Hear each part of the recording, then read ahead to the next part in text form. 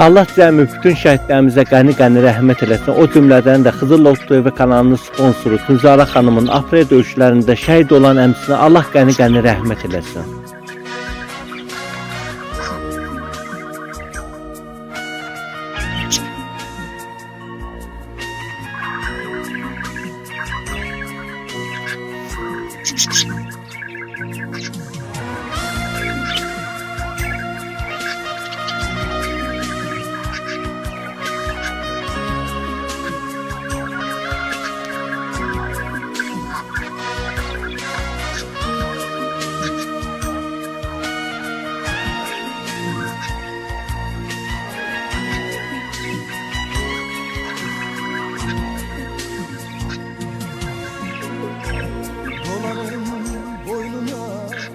Kara bağımda düşmen at